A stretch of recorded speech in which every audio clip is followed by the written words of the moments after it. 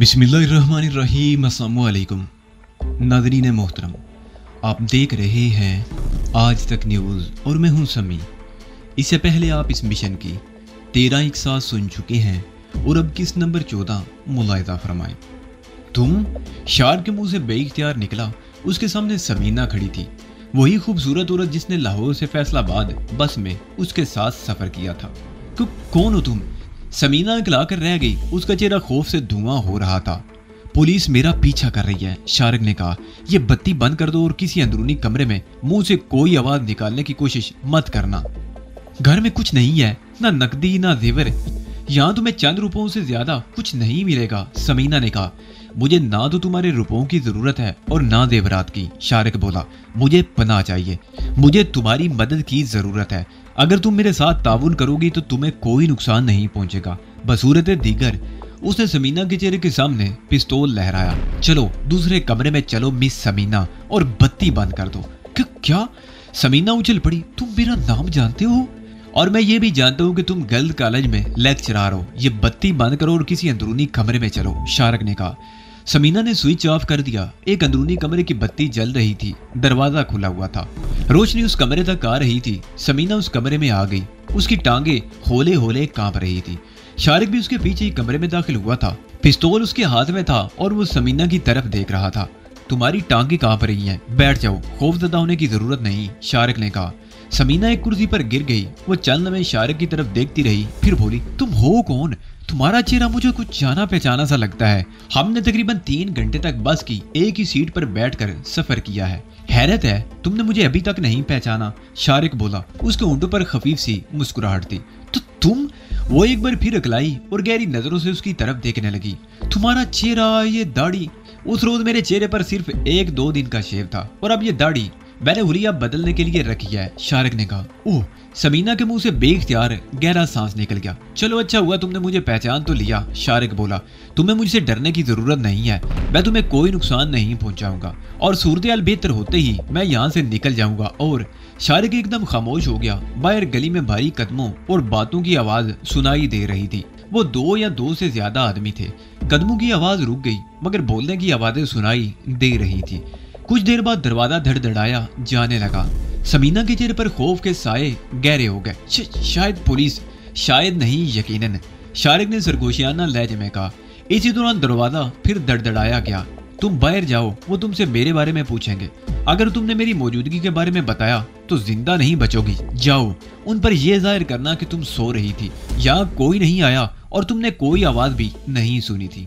समीना चलने में उसकी तरफ देखती रही, फिर कुर्सी से उठकर दूसरे कमरे में आ गई और उसकी टांगे वाज़े तौर पर अब भी कपकपा रही थी। उसने दरवाजे की साथ वाली खिड़की खोल दी। कौन है? उसने लड़ती हुई आवाज में पूछा। दरवाजा खोलिए, हमें एक खतरनाक मुजरिम की तलाश है, वो कत्ल करके भागा है। बाहर से एक भारी आवाज सुनाई दी। कत्ल? कातिल? समीना को सीने में दिल डूबता हुआ महसूस हुआ। इस मर्तबा तो उसके जी में आई कि दरवाजा खोलकर बाहर भाग जाए और उन्हें बता दे कि कातिल उसके घर में छुपा हुआ है। लेकिन शारिक के अल्फाज उसके ज़हन में गूंजने लगे। अगर तुमने मेरी मौजूदगी के बारे में बताया तो जिंदा नहीं बचोगी। नहीं, यहाँ कोई नहीं आया, मैं सो रही थी, उसने खिड़की से झांकते हुए कहा। 4 दीवारी के बाहर 3-4 आदमियों के सर नजर आ रहे थे। खून के धब्बे आपके दरवाजे तक हैं। अगर वो मकान में कहीं छुप गया है तो आपके लिए खतरनाक साबित हो सकता है, एक आदमी ने कहा। खून? समीना का दिल उछलकर हल्क में आया। नहीं, यहाँ कोई नहीं आया, हो सकता है वो किसी दूसरी तरफ निकल गया हो। मैं दरवाजा नहीं खोल सकती, घर में मेरे अलावा और कोई नहीं। बाहर से चंद लम्हों तक खुसर पुसर की आवाजें सुनाई देती रहीं। फिर एक आवाज ने कहा, मैडम, मैं आपका पड़ोसी गुराया हूँ, आप दरवाजा खोल दीजिए, पुलिस अपना इत्मीनान कर ले, हो सकता है कातिल मकान की छत पर या कहीं और छुपा हुआ हो। समीना के दिल की धड़कन तेज हो गई। उसकी समझ में नहीं आ रहा था कि वो करे क्या। उसके पीछे मौत खड़ी थी और सामने कानून के मुहाफिज। वो ने कह चुकी थी कि यहाँ कोई नहीं आया। अगर पुलिस वाले मकान के अंदर घुस आए तो उसने गर्दन घुमाकर पीछे देखा। शारिक उसके करीब ही दरवाजे की आड़ में खड़ा था, पिस्तौल उसके हाथ में था। समीना को पता नहीं चल सका था कि वो कब कमरे से निकलकर वहां आया था। बाहर का दरवाजा खोल दो, उन्हें कमरे में मत आने देना, शारिक ने सरगोशी की। समीना बहन, दरवाजा खोल दीजिए, आपको डरने की जरूरत नहीं, हम यहाँ मौजूद हैं, उसके पड़ोसी गुराया की आवाज सुनाई दी। समीना ने एक बार फिर शारिक की तरफ देखा। शारिक ने इस बात में सर हिला दिया। समीना ने कांपते हुए हाथों से कुंडा हटाया और फिर दरवाजा खोलकर बाहर निकल गई। उसने बाहर का गेट खोला और तेजी से कमरे में आकर दरवाजा बंद कर दिया और दोबारा खिड़की में खड़ी होगी। वो पुलिस वाले और समीना का पड़ोसी गुराया और एक और आदमी गेट से अंदर आ गया। वो समीना के सामने वाले घर में रहता था। एक पुलिस वाले के हाथ में टार्च थी। वो उसकी रोशनी में इधर उधर देख रहा था। फिर वो घर के पिछले हिस्से की तरफ चले गए। उनकी बातों की आवाज समीना के कानों तक पहुंच रही थी। शारिक भी पिस्तौल लिए खड़ा था। उसके कान भी आवाजों पर लगे हुए थे। कुछ देर बाद वो पुलिस वाले मकान की छत पर थे। उनके कदमों की आवाजें सुनाई देती रहीं। तकरीबन 3 मिनट बाद पुलिस वाले छत से उतर आए। मफरूर जख्मी है, एक पुलिस वाले ने खिड़की की तरफ देखते हुए कहा। खून के धब्बे आपके मकान के बैरूनी दरवाजे तक हैं, लेकिन उससे आगे कोई सुराग नहीं मिल रहा। हो सकता है यहाँ पहुंचकर उसके जख्म से खून बहना बंद हो गया हो, या यहाँ रुककर उसने जख्म पर रुमाल वगैरह बांध लिया हो और किसी और तरफ निकल गया हो। बहरहाल आप मोहतात रहिए, अंदर के दरवाजे वगैरह अच्छी तरह बंद कर लें। अगर किसी मशकूक आदमी को देखें तो हमें फौरन इतला कर दें। इस ताउन के लिए शुक्रिया। पुलिस वाले गेट से बाहर निकल गए। समीना ने बाहर जाकर गेट बंद किया और कमरे में दाखिल होकर धड़ से दरवाजा बंद कर दिया और टेक लगाकर खड़ी हो गई। उसका सांस तेज हो रहा था, जैसे मीलों दूर से भागकर आई हो। उसे शारिक की तरफ देखा। शारिक के होंठों पर खफीफ सी मुस्कुराहट थी। चले गए? उसने समीना की तरफ देखा। हाँ चले गए। समीना ने गहरा सांस लेते हुए जवाब दिया। लेकिन अगर उन्हें यहाँ तुम्हारी मौजूदगी का पता चल जाता तो तुम्हारे साथ मैं तुम पर आंच ना आने देता। शारिक ने मुस्कुराते हुए जवाब दिया। यहीं खड़े रहने का इरादा है या कमरे में भी चलोगी? समीना उस कमरे में आकर दोबारा कुर्सी पर डैस ही गई। शारिक उसके सामने खड़ा था। वो कातिल था और उसने समीना को यरगमाल बना लिया था। वो शारिक के बारे में कुछ नहीं जानती थी। सिर्फ 3 घंटे के सफर का साथ रहा था। उस सफर के दौरान वो एक दूसरे के नाम से वाकिफ हुए थे। समीना ने अपने बारे में बताया था कि वो लेक्चरर है और शारिक ने बताया था कि वो ग्रेजुएट है, कहीं मुलाजमत नहीं करता और एक दोस्त से मिलने के लिए फैसलाबाद जा रहा है। मंजिल पर पहुंचकर उसके रास्ते जुदा हो गए थे। समीना बस से उतरकर अपने घर आ गई थी। शारिक उस वक्त बसों के अड्डे पर ही खड़ा रह गया था और अब समीना सोच रही थी कि शारिक ने पहले ही किसी तरह उसका घर देख लिया था या इस वक्त उसका यहाँ आना महज इत्तेफाक हो या कुछ और। सूरत हाल संगीन थी। वो कातिल था और पुलिस उसकी तलाश में थी। वो उसके लिए खतरनाक साबित हो सकता था। ये सब कुछ सोचते हुए उसकी नजरें सामने खड़े हुए शारिक की टांग पर पड़ गई। उसकी पैंट पिंडली से नीचे पांचे तक खून से तर हो रही थी और उसका जूता भी खून आलू था। ओह, तुम जख्मी हो? समीना के ख्यालात की रूह एकदम बहक गई। ये जानते हुए भी कि वो एक खतरनाक कातिल है, उसके सीने में शारिक के लिए हमदर्दी के जज्बात उभर आए। हाँ, मेरी टांग में गोली लगी है, शारिक ने जवाब दिया। गोली पिंडली का गोश्त चीरती हुई निकल गई थी और अब तो शायद खून भी रिसना बंद हो गया है। बैठो, यहाँ बैठो। समीना एकदम कुर्सी से उठ गई। मैं तुम्हारा जख्म देखती हूँ। तुम? शारिक ने हैरत से उसकी तरफ देखा। हाँ, मैंने फर्स्ट एड का कोर्स किया हुआ है। मेरे पास फर्स्ट एड बॉक्स भी मौजूद है। अगर जख्म ज्यादा गहरा ना हुआ तो ड्रेसिंग कर सकती हूँ, समीना ने जवाब दिया। यहाँ बैठो, मैं यही फर्स्ट एड बॉक्स लेकर आती हूँ। समीना जैसे ही मुड़कर दरवाजे की तरफ बढ़ी, शारिक भी उसके पीछे ही चल पड़ा। समीना ने मुड़कर उसकी तरफ देखा मगर बोली कुछ नहीं। दूसरे कमरे में लकड़ी की अलमारी के ऊपर फर्स्ट एड बॉक्स रखा हुआ था। उसने बॉक्स उठाया और दोबारा उस कमरे में आ गई।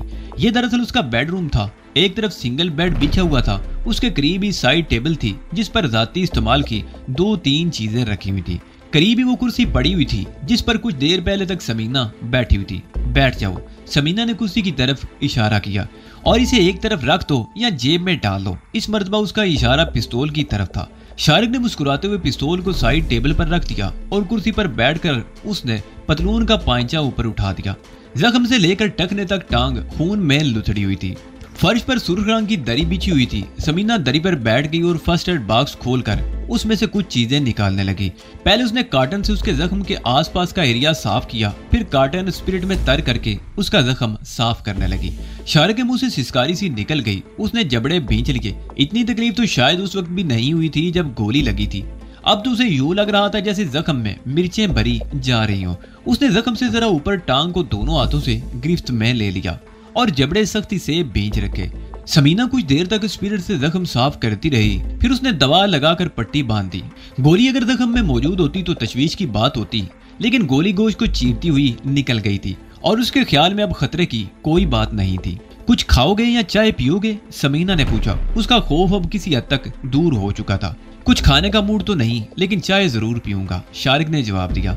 समीना ने फर्स्ट एड बॉक्स संभाल कर अलमारी पर रखा और हाथ धोकर किचन में चली गई। गैस का चूल्हा जलाते उसने आहट पाकर पीछे मुड़कर देखा। शारिक किचन के दरवाजे में खड़ा था और उसके एक हाथ में पिस्तौल मौजूद था। शायद तुम्हें मुझ पर एतमाद नहीं, समीना ने कहा। जब जिंदगी दांव पर लगी हुई हो तो किसी पर भी एतमाद नहीं किया जा सकता, शारिक ने जवाब दिया। बातें अच्छी कर लेते हो, समीना ने उसे घूरा। बस के सफर के दौरान तुम्हारी बातों ही ने मुझे मुतासर किया था और मैं तुम्हें एक शरीफ आदमी समझी थी। मेरी शराफत में तुम्हें कोई शुबा नहीं होना चाहिए, शारिक ने कहा। क्या ये मेरी शराफत का सबूत नहीं कि मुझे इस मकान में आए हुए तकरीबन 1 घंटा हो चुका है और मैंने तुम्हारे साथ कोई बदतमीजी नहीं की। तुम ऐसा कर भी नहीं सकते थे, समीना ने उसे घूरा। मैंने अगर तुम्हें यहाँ पनाह दी है तो इसका ये मतलब हरगिज नहीं कि मैं तुम्हारी कोई हरकत बर्दाश्त कर लूंगी। औरत सब कुछ बर्दाश्त कर सकती है, हर जुल्म सह सकती है, लेकिन अपनी तरफ उठने वाली कोई मैली आंख बर्दाश्त नहीं कर सकती। मुझे पनाह देने का शुक्रिया, शारिक ने कहा, लेकिन मेरी नजरों में मैल नहीं है। किसी को कत्ल करके आए हो? समीना ने 2 कपों में चाय उंडेलते हुए पूछा। एक पुलिस वाला, शारिक ने जवाब दिया। मैंने इरादतन उसे कत्ल नहीं किया, अपने दिफा में गोली चलाई थी। पुलिस बिला वजह तो किसी पर गोली नहीं चलाती। समीना ने चाय का 1 कप उसकी तरफ बढ़ाते हुए कहा। क्या जुर्म किया था तुमने? जुर्म? शारिक के मुंह से गहरा सांस निकल गया। यही तो मेरा जुर्म है कि मैंने कोई जुर्म नहीं किया था। वो दोनों फिर उसी कमरे में आ गए। समीना पलंग की पट्टी पर बैठ गई और शारिक कुर्सी पर बैठ गया। पिस्तौल उसने साइड टेबल पर रख दिया और चाय की चुस्कियां लेने लगा। बात अभी भी मेरी समझ में नहीं आई, समीना ने उसे घूरा। ऐसी बातें शायद किसी की समझ में भी नहीं आती। जब मुझे अपने माँ बाप के कत्ल के इल्जाम में 14 साल के लिए जेल भेजा गया था तो उस वक्त मैं भी कुछ नहीं समझा था, लेकिन अब सब कुछ समझ चुका हूँ, शारिक ने कहा। क्या कहा तुमने? समीना का हाथ कांप गया। अगर वो कप को फौरन ही मेज पर ना रख देती तो उस पर चाय गिर जाती। तो तुमने अपने माँ बाप को कत्ल? नहीं, शारिक ने उसकी बात काट दी। लेकिन पहली मर्तबा सजा मुझे उसी इल्जाम में हुई। वो चंद लम्हों को खामोश हुआ, फिर अपनी दास्तान सुनाने लगा। आखिर में वो कह रहा था, अगर ये सब कुछ ना हुआ होता तो आज मैं इस तरह पुलिस से छुपने की बजाय माशरे का एक मुअज़्ज़ज़ शहरी होता। मैंने 4th क्लास की उर्दू की किताब में एक मजमून पढ़ा था, पुलिस वाला। उस मजमून में ये साबित करने की कोशिश की गई थी कि पुलिस शहरियों के जानो माल और इज्जत व आबरू की हिफाजत करती है। लेकिन मेरा अब तक का ये तजर्बा है कि पुलिस ही शरीफ आदमियों को चोर, डाकू और कातिल बनाती है। मुझे तुम्हारी कहानी सुनकर अफसोस हुआ, मुझे तुमसे हमदर्दी है, समीना ने कहते हुए दीवार पर अवेजा कलाक की तरफ देखा। 12:35 हुए थे। वो शारिक की तरफ देखते हुए बोली, मेरा ख्याल है अब खतरा टल चुका है, तुम्हें चले जाना चाहिए। क्या? शारिक ने अजीब सी निगाहों से उसकी तरफ देखा। क्या तुम्हारे ख्याल में मुझे यहाँ से इस हालत में चले जाना चाहिए? मैं एक शरीफ औरत हूँ, समीना ने कहा। इस मोहल्ले में मेरी बड़ी इज्जत है और मैं नहीं चाहती कि कोई तुम्हें यहाँ देख ले। इस शहर में मेरा कोई ठिकाना नहीं, शारिक ने जवाब दिया। मैं जिस दोस्त से मिलने के लिए फैसलाबाद आया था वो भी उस वक्त मेरे साथ था। अब मुझे पता नहीं कि वो पुलिस के हाथों मारा गया है, पकड़ा गया है या फरार होने में कामयाब हो गया है, लेकिन पुलिस उसके बारे में बहुत कुछ जानती है। उसका ठिकाना भी पुलिस की नजरों में है और मैं वहां जाने का खतरा मोल नहीं ले सकता। इसलिए जब तक ये हंगामा ठंडा नहीं हो जाता मैं यहीं रहूंगा। क्या मतलब? समीना उछल पड़ी। उसे अपने दिमाग में चींटियां सी रेंगती हुई महसूस हो रही थी और सोच रही थी, हो सकता है वो किरदार के लिहाज से शरीफ आदमी हो, उसकी दास्तान भी दुरुस्त हो कि वो मुजरिम नहीं, उसे मुजरिम बनाया गया, लेकिन कानून की निगाह में वो मुजरिम ही था और इस वक्त कत्ल के इल्जाम में पुलिस को मतलूब भी था। वो एक ऐसे अजनबी के साथ एक छत के नीचे नहीं रह सकती थी। नहीं, तुम ऐसा नहीं कर सकते, तुम्हें जाना ही होगा। जब तक हालात साजगार नहीं हो जाते मैं यहीं रहूंगा, शारिक ने कहते हुए मेज पर से पिस्तौल उठा लिया। उस वक्त तक तुम भी घर से बाहर नहीं जा सकोगी और ना ही तुम्हारे यहाँ कोई मेहमान आएगा। अगर कोई आएगा भी तो उसे तुम बाहर से ही टरका दोगी, समझी? या इलाही, मैं ये किस मुसीबत में फंस गई हूँ। समीना का लहजा रो देने वाला हो गया था। ये मुसीबत तो तुम्हें बर्दाश्त करना ही पड़ेगी, शारिक बोला। अगर तुम सोना चाहो तो अपने बिस्तर पर सो सकती हो, मैं कमरे के बाहर कुर्सी पर बैठकर रात गुजार लूंगा। नहीं, समीना की गयाई, खुदा के लिए मुझ पर रहम करो और यहाँ से चले जाओ। ये तो तुम जान ही चुकी हो कि मैं कत्ल के इल्जाम में पुलिस को मतलूब हूँ, शारिक ने उसके चेहरे पर नजरें जमाते हुए कहा। अपनी जान बचाने के लिए अगर मैं एक आदमी को मौत के घाट उतार सकता हूँ तो दूसरा कत्ल करने में भी कोई झिझक महसूस नहीं करूंगा। समीना का चेहरा धुआं हो गया। उसे समझने में देर ना लगी कि अब वो उसके चुंगल में फंस चुकी है और इस मुसीबत से निकलने का कोई रास्ता उसके सामने नहीं था। वो उस लम्हे को कोसने लगी जब उसने शारिक की दर्द भरी आवाज सुनकर दरवाजा खोला था। उसे अपने आप पर गुस्सा भी आ रहा था। उसे एक मौका भी मिला था जब पुलिस आई थी और वह दरवाजा खोलने के लिए बाहर निकली थी तो उसके लिए बेहतरीन मौका था। वो पुलिस को मकान में उसकी मौजूदगी के बारे में बता देती तो इस वक्त उसे ऐसी संगीन सूरत-ए-हाल का सामना ना करना पड़ता। शारिक ने कुर्सी उठाकर कमरे के बाहर दरवाजे के सामने डाल दी और इत्मीनान से बैठ गया और समीना की तरफ देखते हुए बोला, तुम चाहो तो आराम कर सकती हो, मैं तुम्हें कोई नुकसान नहीं पहुंचाऊंगा। ठीक है। समीना उठकर दरवाजे के करीब आई। उसने दरवाजा बंद करना चाहा लेकिन शारिक ने पैर फंसा दिया। दरवाजा खुला रहेगा, उसने कहा और कुर्सी उठाकर दरवाजे के बीच में रख दी। समीना चलने में उसकी तरफ देखती रही, फिर पलंग पर बैठ गई। उसके चेहरे पर रो देने वाले तासरात थे। समीना पलंग की पट्टी पर सर झुकाए बैठी रही। दीवारगीर कलाक ने 2 बजने का ऐलान किया तो समीना ने सर उठाकर शारिक की तरफ देखा। वो कुर्सी पर चाकू चौबंद बैठा था। उसके चेहरे को देखकर अंदाजा लगाया जा सकता था जैसे नींद का उसकी आंखों में नामो निशान न हो। नींद तो समीना की आंखों से भी कोसों दूर थी। ऐसी सूरत-ए-हाल में उसे जल्द नींद कैसी आ सकती थी? उसके घर में एक कातिल मौजूद था, उसके हाथ में पिस्तौल था।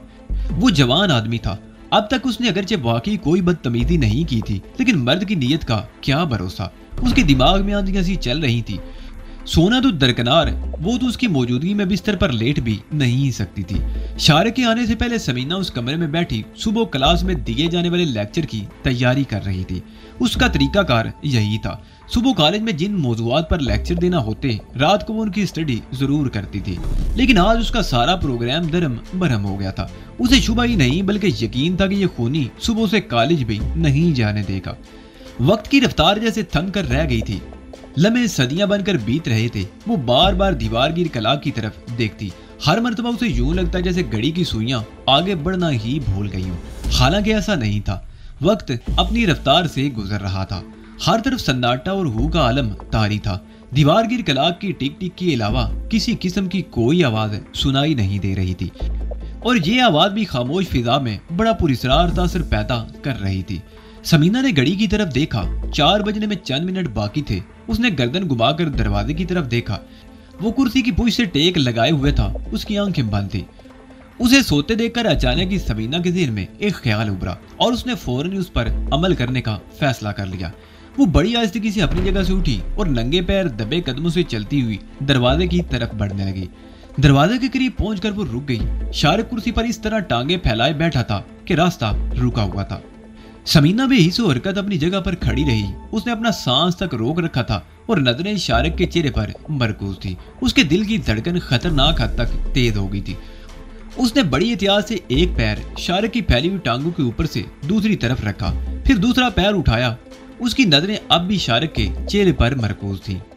वो बिल्ली की तरह नहाए दबे कदमों दूसरे कमरे की तरफ बाहर निकलने वाले दरवाजे की तरफ चलने लगी। दरवाजे के करीब पहुंचकर उसने एक बार फिर पीछे मुड़कर देखा।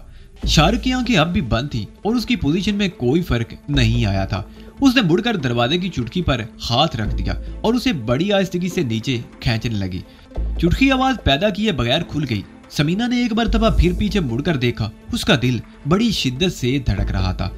उसने मुड़कर दरवाजे के हैंडल पर हाथ रख दिया। उस हैंडल में ऑटोमेटिक लॉक भी था जिसे खोलने या बंद करने के लिए अंदर से किसी चाबी की जरूरत नहीं थी। सिर्फ छोटी सी नाब को ऊपर उठाकर हैंडल घुमा देना था जिससे दरवाजा खुल जाता।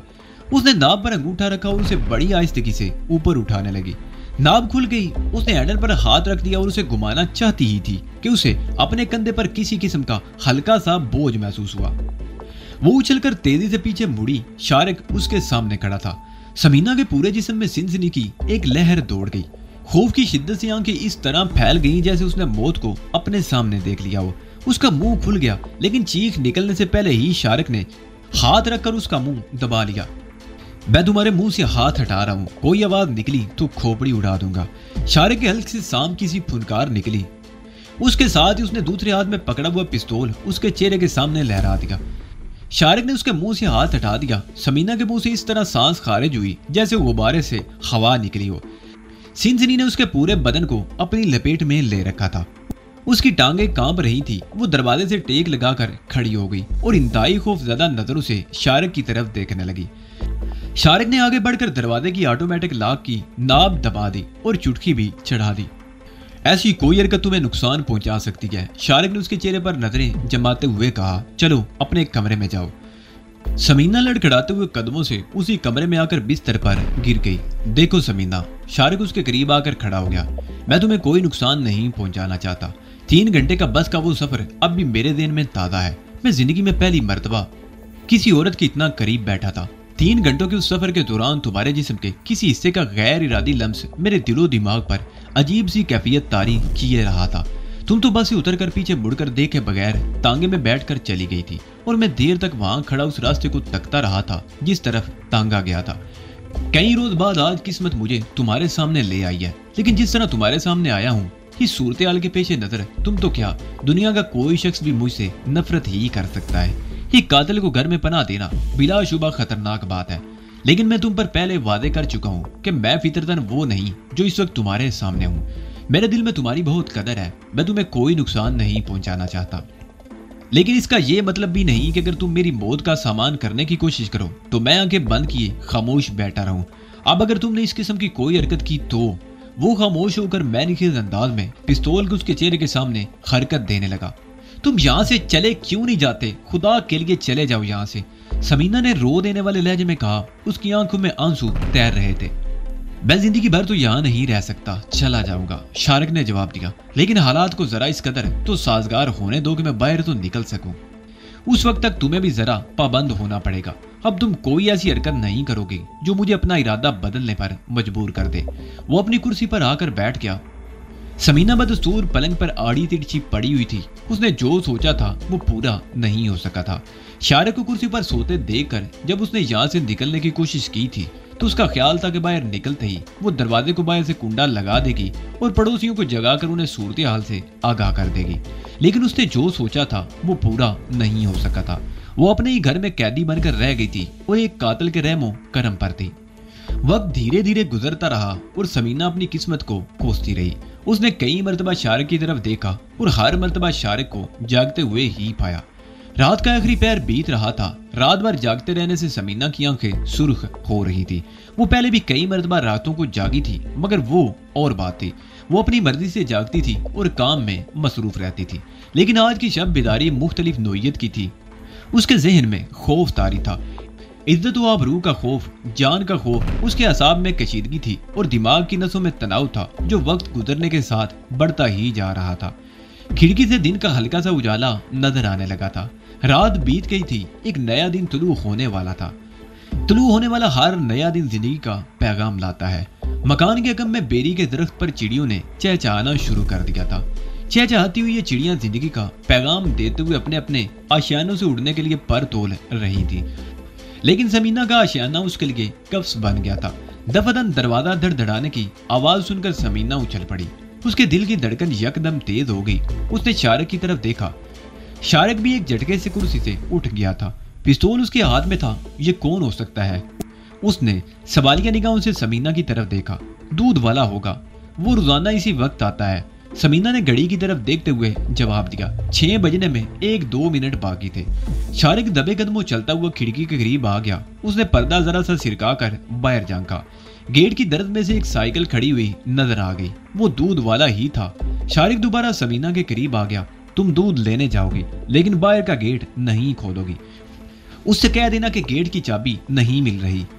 दूध तुम गेट के ऊपर ही से लोगी और मैं उस खिड़की के पास खड़ा रहूंगा। अगर तुमने दूध वाले को कोई पैगाम देने की कोशिश की तो मेरे पिस्तौल से निकलने वाली गोली सीधी तुम्हारी खोपड़ी में लगेगी।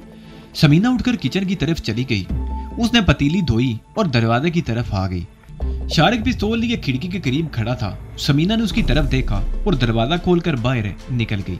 गेट के करीब पहुंचकर वो रुकी, पीछे मुड़कर देखा, फिर पतीली गेट के ऊपर से बढ़ाकर बुलंद आवाज में दूध वाले को मुखातिब करते हुए बोली, दूध वाले भाई, चाबी कहीं रख कर भूल गई हूँ, इस वक्त गेट नहीं खोल सकता, ये पतीली पकड़ लो। शारिक खिड़की के करीब खड़ा गहरी नजरों से गेट की तरफ देख रहा था। पतीली गेट के ऊपर से दूसरी तरफ गायब हो गई। कुछ देर बाद गेट के ऊपर पतीली दोबारा नमूदार हुई। समीना ने बड़ी एहतियात से पतीली पकड़ ली और कमरे में आ गई। शारिक ने दरवाजा बंद कर दिया। समीना किचन में थी। शारिक मौके से फायदा उठाकर बाथरूम में घुस गया। उसने बाथरूम का दरवाजा खुला रखा और जल्दी से मुंह हाथ धोकर बाहर निकल आया। तकरीबन आधे घंटे बाद समीना चाय बनाकर ले आई। उसने एक कप शारिक के हाथ में थमा दिया और दूसरा कप लेकर कमरे में आ गई। शारिक के होंठों पर खफीफ सी मुस्कुराहट थी, लेकिन दिल ही दिल में उसे अफसोस भी हो रहा था। वो उस हकीकत से बखूबी वाकिफ था कि उसकी वजह से समीना शदीद करब में मुब्तला थी, लेकिन उसमें खुद शारिक का भी कोई कसूर नहीं था। यह महज इत्तफाक था कि वो पुलिस से बचने के लिए जिस घर में दाखिल हुआ था वो समीना का घर था। वो उसे कोई नुकसान नहीं पहुंचाना चाहता था, बल्कि वो तो उसे अपनी खुशकिस्मती समझता था कि किस्मत दोबारा उसे समीना के सामने ले आई थी। बस में एक ही सीट पर 3 घंटे के सफर के बाद समीना जब उससे कोई बात किए बगैर तांगे पर बैठकर चली गई तो वो दिल महसूस कर रह गया। उसने औरत को हमेशा माँ बहन के रूप में देखा था। 12 साल की उम्र तक वो माँ की ममता से बहरामंद होता रहा था। जेल से आने के बाद उसने मरियम और रजिया को देखा था। मरियम ने उसे माँ की ममता दी थी और रजिया ने बहन का प्यार। लेकिन समीना से मुलाकात के बाद उसे एहसास हुआ था कि मर्द और औरत के दरमियान कोई और रिश्ता भी होता है। वो इतने दिनों तक समीना के लिए सीने में एक कसक सी महसूस करता रहा था, और अब किस्मत उसे समीना के सामने लाई भी थी तो इस रूप में कि समीना उससे नफरत करने में हक बजानिब थी। लेकिन वो नहीं चाहता था कि समीना के दिल में उसके लिए ये नफरत बरकरार रहे। 7:30 बजे के लगभग समीना ने नाश्ता बनाकर उसके सामने रख दिया। तुम नाश्ता नहीं करोगी? शारिक ने सवालिया निगाहों से उसकी तरफ देखा। भूख नहीं है, समीना ने जवाब दिया। तुम जो कुछ भी कर रहे हो अच्छा नहीं कर रहे। मान लिया कि तुम बहुत शरीफ आदमी हो, लेकिन शायद तुम्हें इस बात का एहसास नहीं कि औरत की तरफ एक मर्तबा उंगली उठ जाए तो वो किसी को मुंह दिखाने के काबिल नहीं रहती। लेकिन मैंने तो कुछ नहीं किया तुम्हारे साथ, शारिक ने जवाब दिया। इससे ज्यादा और कर भी क्या सकते हो? समीना बोली। तुम एक कत्ल करके भागे हो, पुलिस तुम्हारी तलाश में है और तुम मेरे घर में मौजूद हो। अगर किसी को ये पता चल जाए कि मैंने एक कातिल को अपने घर में बना दे रखी है तो क्या मैं किसी को मुंह दिखाने के काबिल रहूंगी? क्या पुलिस मुझे भी सलाखों के पीछे नहीं पहुंचा देगी? पनाह देने और यरगमाल बनाने में बड़ा फर्क होता है मिस समीना, शारिक ने उसकी तरफ देखते हुए कहा। मैंने तुम्हें गन पॉइंट पर खामोश रहने पर मजबूर कर रखा है और तुम्हारा इसमें कोई कसूर नहीं। तुम मेरा हुक्म मानने पर मजबूर हो, लेकिन तुम यहाँ से चले क्यों नहीं जाते? समीना बोली। चला जाऊंगा, शारिक ने कहा। दिन की रोशनी में मोहल्ले का कोई आदमी मुझे तुम्हारे घर से निकलते हुए देखेगा तो क्या सोचेगा? दिन निकल आया है, समीना ने कहा। पड़ोस वालों से मेरा मिलना मिलाना है। उनको जब पता चलेगा कि मैं आज कॉलेज नहीं गई तो किसी ना किसी घर की कोई औरत यहाँ जरूर आएगी। तुम किसी को अंदर नहीं बुलाओगी, शारिक ने उसकी बात काट दी।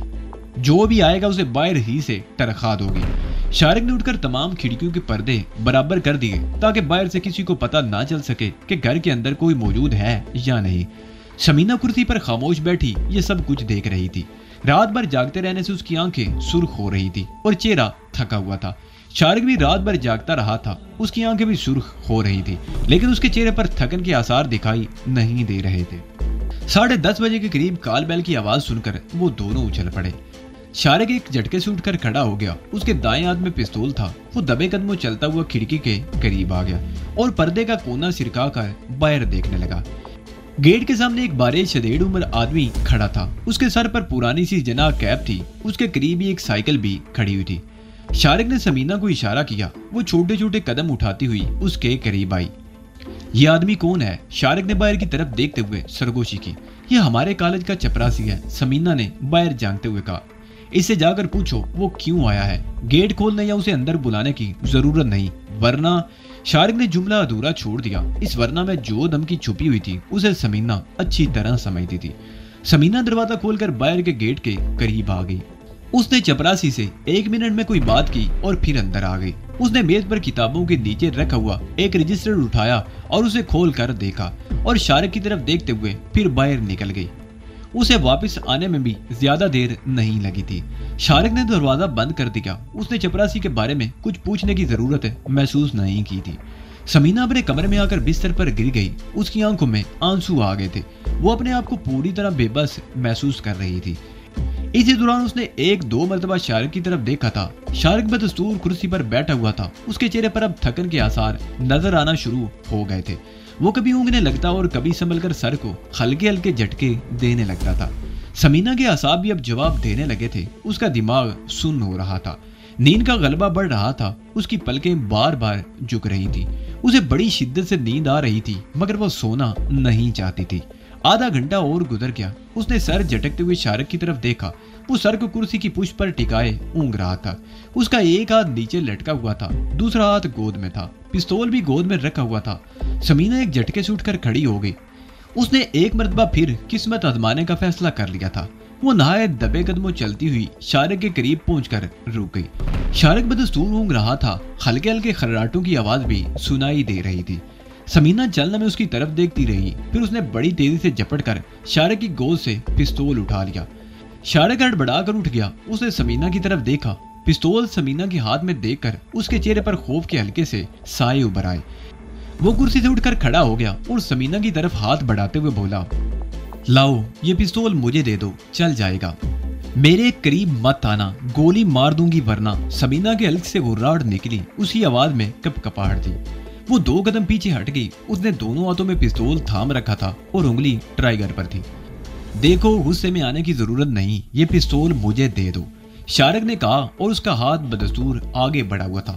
अगर तुमने आगे बढ़ने की कोशिश की तो मैं ट्राइगर दबा दूंगी। समीना गुर्राई, तुमने मुझे कोई नुकसान नहीं पहुंचाया। इस शराफत के बदले में तुम्हारे साथ सिर्फ ये रियायत कर सकती हूँ कि तुम्हें यहाँ से जिंदा निकल जाने दूं। जाओ, चले जाओ यहाँ से। ठीक है। शारिक के मुंह से बेइख्तियार गहरा सांस निकल गया। ठीक है, मैं चला जाता हूँ। चलो दरवाजे की तरफ बढ़ो। समीना गुर्राई।